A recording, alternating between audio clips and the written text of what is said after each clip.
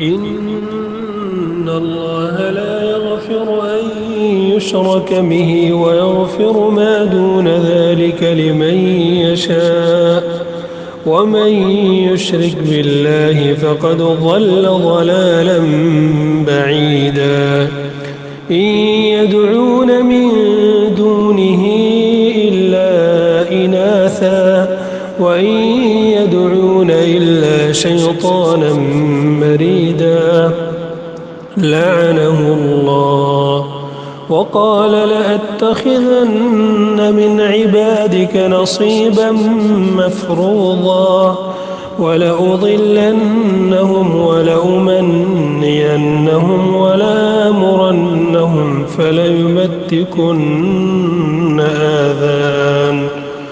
فليبتكن آذان الأنعام